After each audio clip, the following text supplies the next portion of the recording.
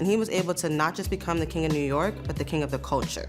Wayne, Mark, the Junior Mafia family, everyone that helped bring his music to life, and of course, the Rock and Roll Hall of Fame for this tremendous honor. When an audit team unlocked the vault beneath Biggie Smalls' estate in 2025, they expected music history. What they found shook the very foundation of his legacy. Behind the gold records and platinum plaques was a paper trail no one saw coming. Names, signatures, deals, and something that simply vanished. It was more than missing tracks or legal twists. It was the unraveling of a myth. How did it get this far without anyone noticing? And more importantly, who stood to gain? One document may have said it all, but it's nowhere to be found. The hidden power shift. In the aftermath of the notorious B.I.G.'s tragic slaying in 1997, his mother, Voletta Wallace, assumed the role of protector and spokesperson for her son's legacy. As executor of the estate, she worked tirelessly to safeguard Biggie's music and image from exploitation, gaining widespread respect in the industry and among fans. Her involvement gave the impression that the Wallace family had absolute control over the estate's direction. However, as the years passed, subtle yet significant shifts began to occur behind closed doors, reshaping the estate's leadership in ways the public never fully saw coming.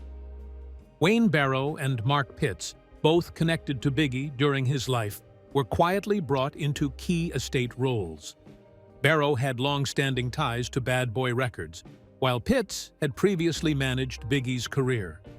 Over time, these two individuals moved from support roles into positions of influence, gradually acquiring operational authority over licensing deals, branding choices, and control of unreleased content.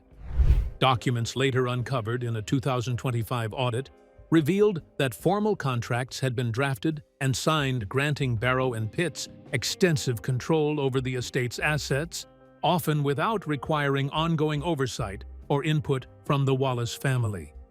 This became a particularly consequential transfer as the health of Voletta declined in the early 2020s.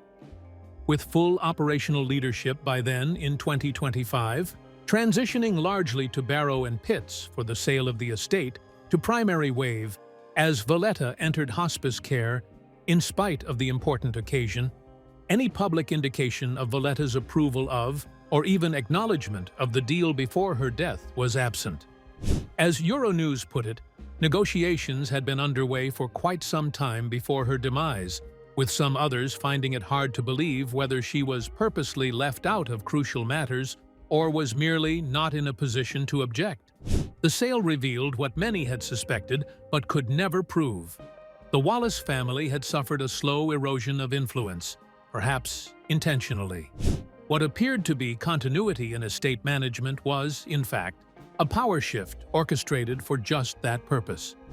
The roles of Barrow and Pitts were not transient, but rather part of a much larger realignment that left Biggie's children and surviving relatives with symbolic status but little authority.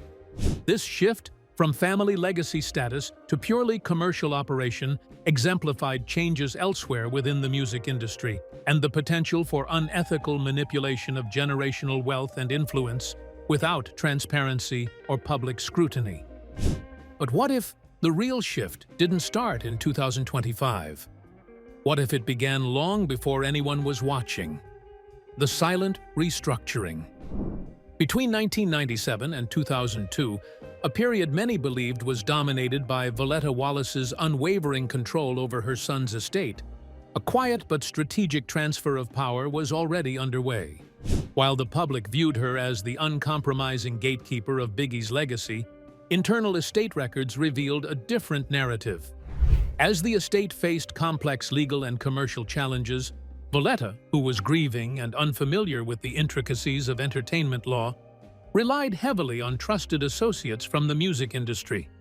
Chief among them were Wayne Barrow and Mark Pitts, who gradually assumed critical responsibilities related to licensing, publishing, and catalog management, initially under the guise of support and protection.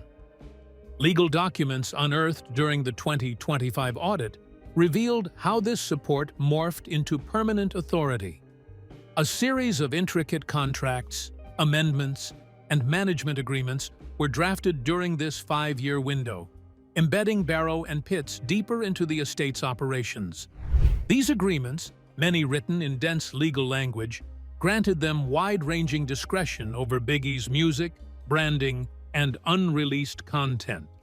Although Valletta's name remained on public filings and press releases, key operational authority had already moved out of her hands and into a system of carefully worded legal frameworks, many of which provided little to no oversight or accountability.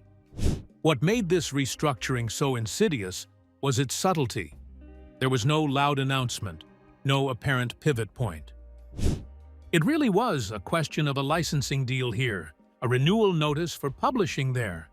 It was all being done quietly and legally. But the combined effect over time was to change everything. By the early 2000s, the Wallace family was effectively sidetracked from day-to-day control, but still held the public face of the estate.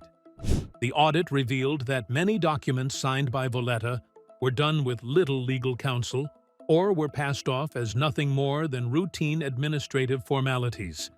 In fact, they formed the legal backbone of an administrative scheme that was to manage the estate for the next 2 decades. In the backdrop of such maneuvering, the sale went ahead and closed to primary wave in 2025 without any real formal opposition from the Wallace family, since, on the legal side, they had no stake in contesting it. The restructuring, as artfully organized as it was in the context of law and administration, was, in effect, a long gestation demolition of the family's controls. The injury, however, had already been inflicted long before, through legal overtime, by the time the audit brought it into illumination. The estate had been called a shining icon of protective motherhood and generational legacy. Now it had come to be used as a textbook case of how legalities can quietly override even the most dedicated stewards. Secrets buried in Biggie's archives. When the estate of the notorious B.I.G. was opened for full audit in 2025, one of the most shocking discoveries wasn't just unreleased music or memorabilia. It was what had been hidden away deliberately. Inside a secure, climate-controlled vault beneath a former administrative building was a locked cabinet marked for private use only. This wasn't just a repository of forgotten recordings, it was a sealed archive of documents and evidence that suggested a calculated effort to divert control of Biggie's legacy away from his family and toward corporate and industry hands. The cache contained contracts, memos, and legal agreements dating back to the late 1990s, documents that directly contradicted the long-standing belief that Valletta Wallace had retained sole control of the estate during those early posthumous years. These papers revealed how control was methodically transferred to third parties, with Barrow and Pitts emerging as key figures. The agreements gave them not only administrative rights, but financial stakes in licensing, merchandising, and music publishing, effectively placing them at the helm of Biggie's commercial legacy, with minimal transparency or public oversight. Accompanying that disheartening discovery was mention of the now missing codicil, a legal amendment that Biggie was supposed to have drafted so that his children could inherit control of the estate after Valletta's death. This codicil has not been discovered in any of the recovered documents, although there seems to be some internal communications referring to it. Instead, the formal will of record assigned major estate authority to external fiduciaries. Auditors brought in for the exercise questioned the authenticity of the signatures and hinted at a possible substitution or tampering of the original version of the will. It is indeed that the contents of the vault were not merely a legal neglect. They testified to a deliberate hiding of Biggie's purposes. The fans and family members who long trusted the narrative that the estate was being handled with care and love were made to feel betrayed by the disclosure. What should have been a historical archive of artistry and family stewardship was, in fact, a roadmap of quiet disenfranchisement. The vault's exposure didn't just enlighten what was hidden, It shattered the myth of unbroken family control and revealed a strategy built not on tribute, but on quiet consolidation of power. A vanishing will.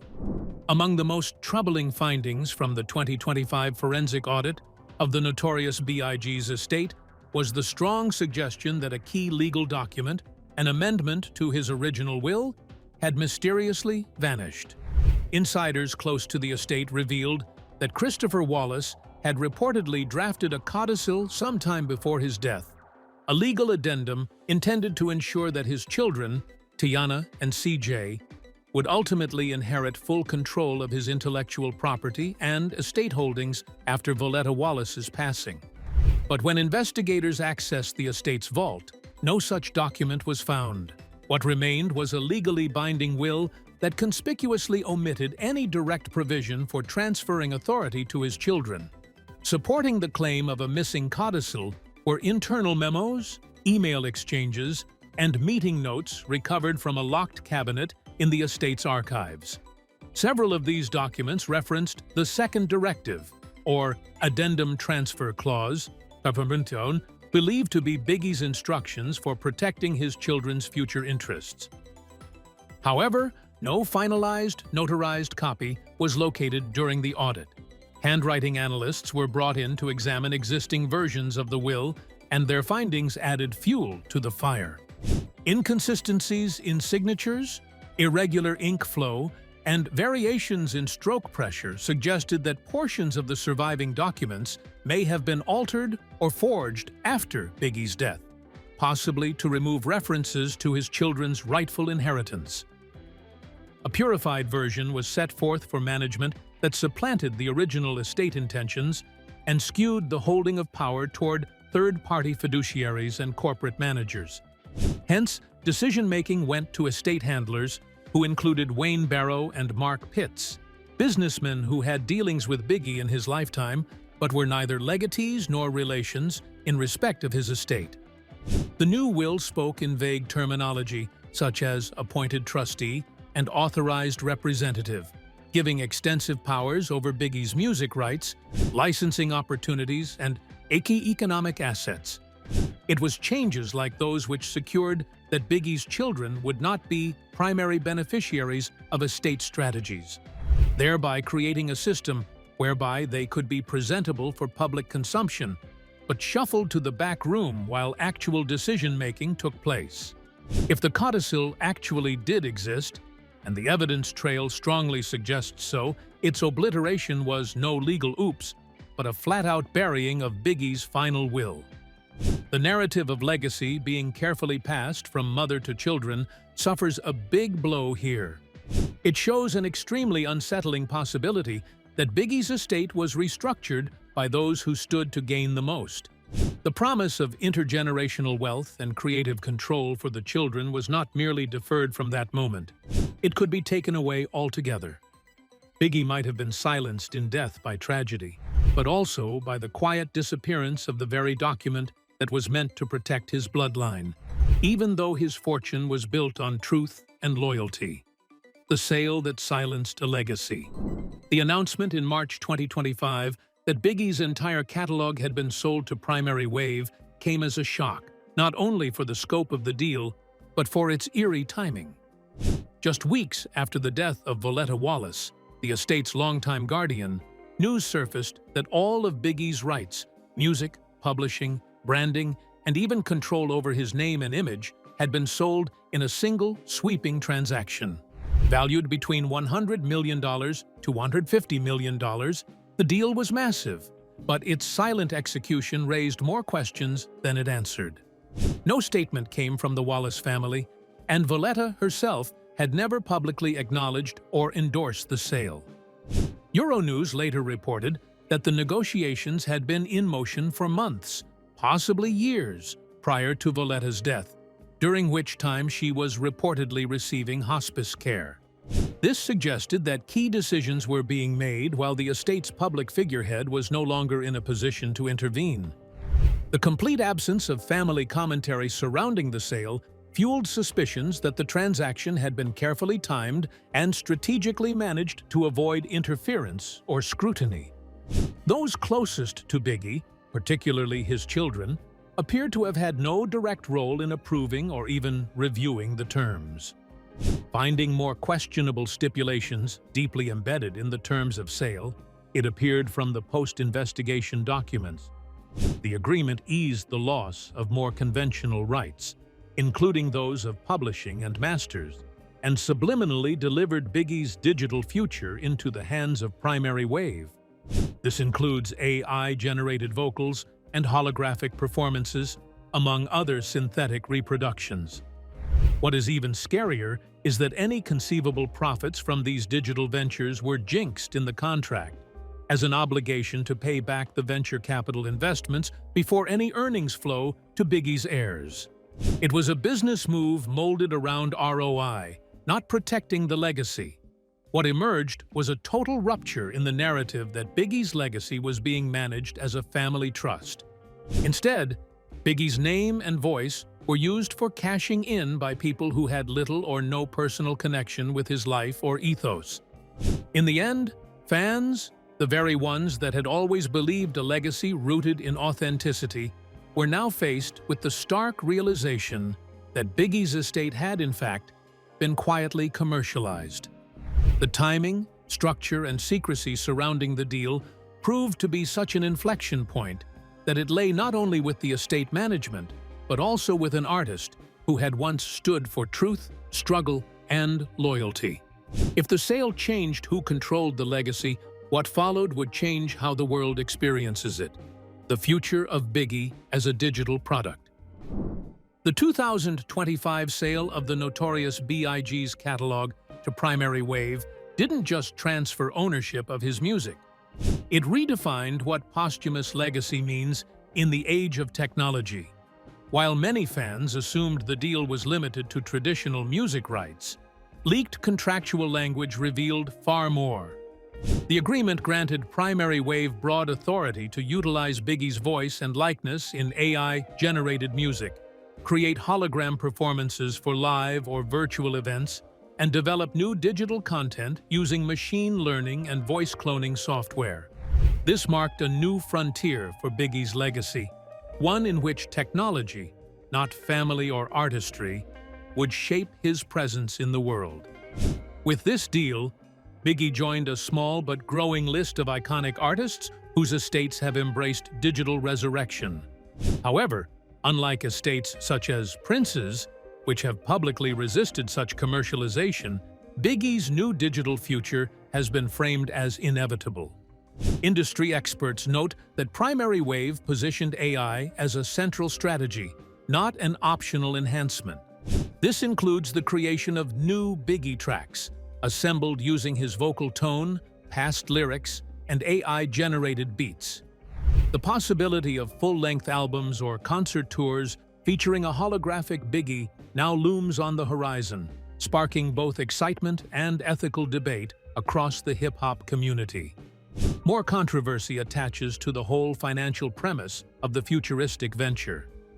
The internal financial documents examined in the audit revealed that the profits realized from AI-generated content and holographic performances are the priority to be returned to the private investors financing the deal before any royalties would accrue under contract to Biggie, a priority return structure. Under such a structure, Biggie's children would not likely receive much or any revenue from potentially high-yielding digital projects, while their father's image and voice would continue to be monetized.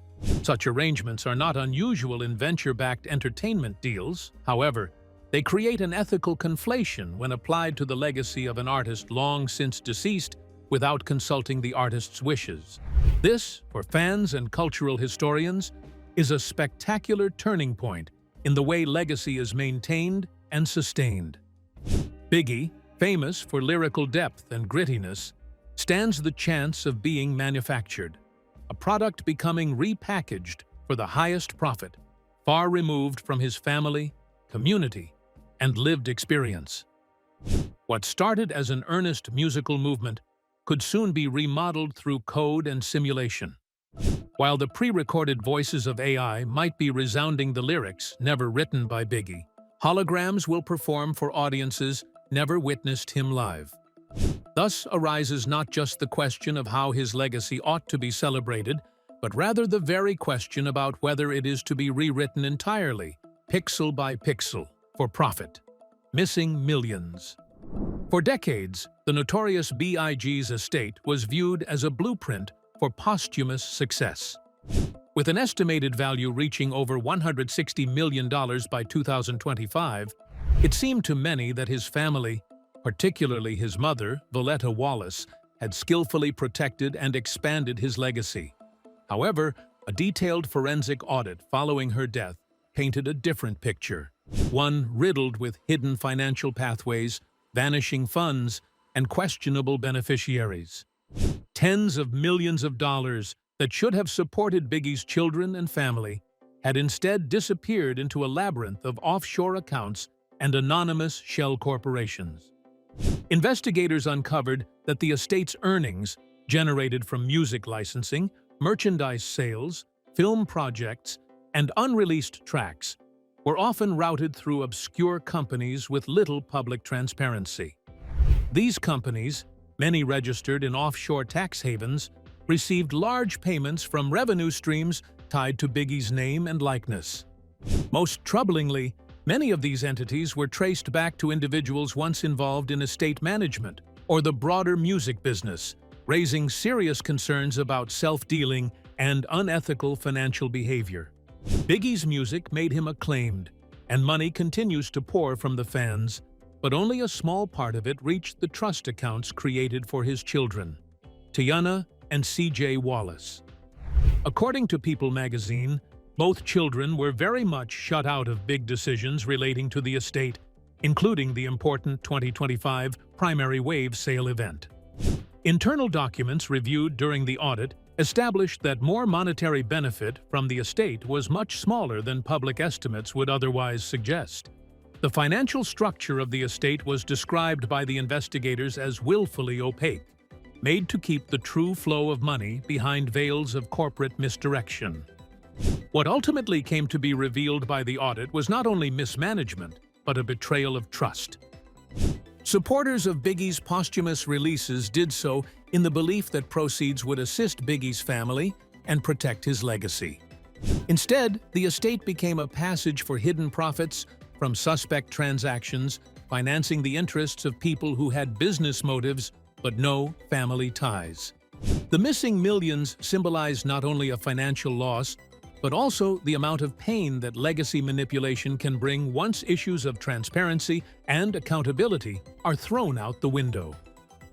The Erased Archive. When the 2025 forensic audit of the notorious B.I.G.'s estate began, there was hope among fans and archivists that it would unearth a cultural goldmine, previously unheard tracks, demo sessions, and studio footage from one of hip-hop's most celebrated artists. A detailed inventory called the Master Index, created by trusted archivists in the early 2000s, had long listed over 40 unreleased tracks, along with extensive studio diaries, alternate takes, and raw session audio from Biggie's final years. These materials were believed to offer invaluable insights into his creative process and personal reflections. But as investigators began comparing the physical assets against the index, they were met with a disturbing reality. More than half of the expected recordings were missing, simply gone. Of particular interest was a digital hard drive reportedly containing exclusive footage from the Life After Death recording sessions. According to engineers and producers from the era, this drive was once considered a prized archive of studio banter, rehearsal tracks, and video diaries recorded in the weeks before Biggie's slaying. When digital forensic analysts examined the drive in 2025, they found it had been rendered completely unreadable, not due to age or neglect, but because it had been deliberately wiped using military-grade erasure software. Unlike standard deletion, this method leaves no data fragments or recovery options.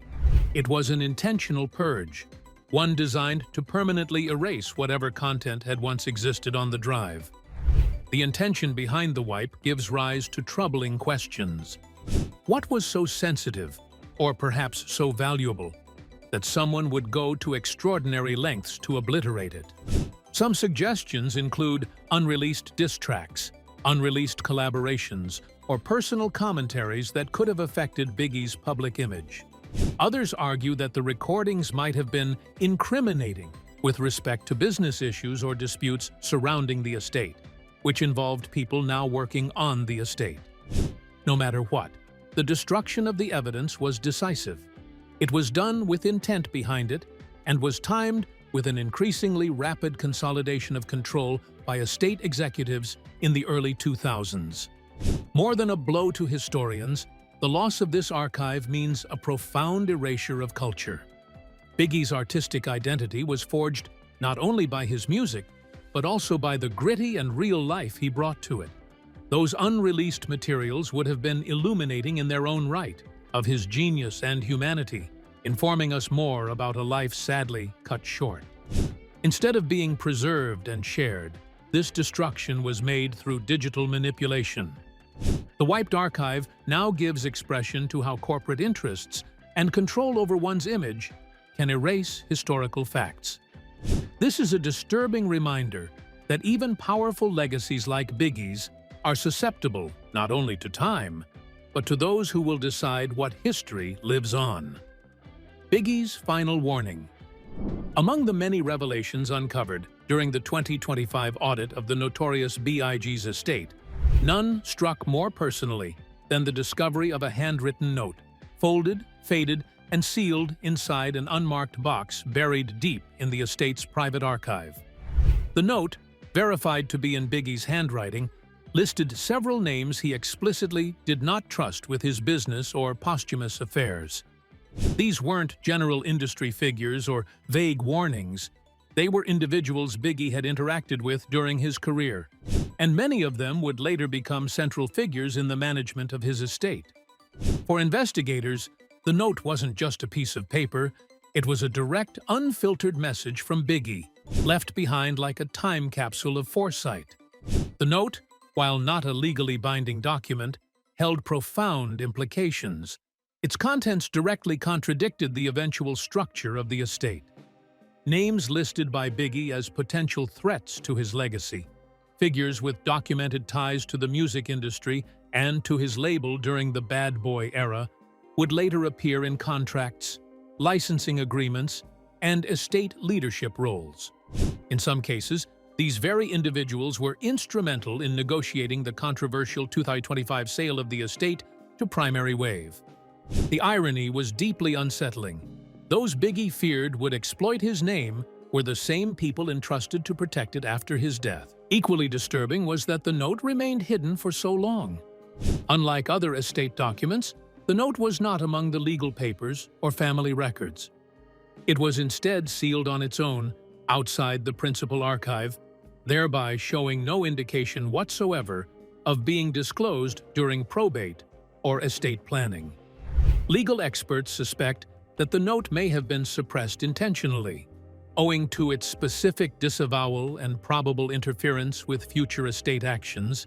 Hiding it would have constituted a diabolical maneuver to stave off any challenge to the legal reign of certain estate administrators. Had the note been public sooner, then such actions as the sale-for-money deal of 2025 would have been arguably subjected to far more scrutiny and possible resistance from Biggie's family and fans. Should one look back at the note, it comes through not merely as a warning, but as an unheeded prophecy. Biggie, a man who based his career on saying hard truths and accusing others of betrayal, seemed to sense the loopholes around his legacy. Written in his own hand, the last message was an attempt at preventing the posthumous narrative from being hijacked by exploitation. However, the fact that it was buried, so to speak, reveals how easily even Biggie's extraordinary voice could be silenced, not by a gangster act, but rather by corporate interests, closed accounts, and forgetful omission. He spoke from the heart to protect his legacy. To the contrary, the suppression of those words cemented that future he so greatly feared. His words were buried, but what happened next shows just how far the fallout really went. Left behind, despite his wishes. When Christopher Wallace, the notorious B.I.G., was slain in 1997, he left behind more than a cultural legacy. He also left two children, Tiana and Christopher C.J. Wallace Jr., who were expected to one day inherit and guide the empire he was building. For years, the public believed that his mother, Voletta Wallace, had been preserving Biggie's estate to eventually transfer stewardship to his children. That expectation was reinforced by her public dedication to honoring her son's legacy and resisting exploitative offers. But by the time Voletta passed in early 2025, the reality behind the scenes was far different from what fans and even the family may have known. According to People magazine, Tiana Wallace was not informed about the full terms of the 2025 sale of her father's catalog to Primary Wave until after the deal had already been finalized. She, along with her brother CJ, had no documented input or approval role in the transaction, despite being Biggie's direct heirs. This exclusion contradicted long-standing assumptions that they would eventually assume leadership of the estate. The children's absence from a decision of this magnitude not only shocked fans, it also revealed that whatever protections Biggie may have intended for his children had either been quietly removed or never fully enforced. From the 2025 audit, financial records further corroborated the story that Tiana and CJ had been pushed to the sidelines in estate management. Indeed, Biggie's brand had achieved hundreds of millions in revenue with regard to the merchandise, sales of cases, various licensing deals, and even albums released posthumously, all bringing in revenue. Yet only a pittance of that ever trickled down to his children. According to investigators, the trust funds named after the children were limited and underfunded, while substantial sums were actually diverted through corporate intermediaries and offshore structures belonging not to the family. This denoted a systematic divergence of wealth not toward the heirs Biggie probably expected to empower. With the suggestion that there may have been an unknown codicil to Biggie's original will, which would have made his children the rightful heirs to the estate after Voletta's death, their exclusion became less a legal question and more a moral one. Rather than inherit a carefully preserved family legacy, Tiana and CJ have been relegated to watching the legacy of their father from afar while being excluded from real control and profit. Their story is a microcosm of the greater tragedy behind the 2025 disclosure. Not just that Biggie's voice was repackaged and sold, but that those it might have been meant to help were left adrift in a legacy that was no longer theirs to navigate. In a rare interview in April 2025, just weeks after the sale, Tiana Wallace spoke quietly and with a sense of frustration about all that happened. "It felt like decisions were being made in rooms we didn't even know existed," she told the source. Her sentiments reflected the growing opinion among fans and artists who characterized the move as only another act in a long series of similar decisions in which descendants of cultural icons consistently lose to business executives and corporate profit. Thanks for watching. If this story surprised you, drop a comment below. We want to hear your thoughts.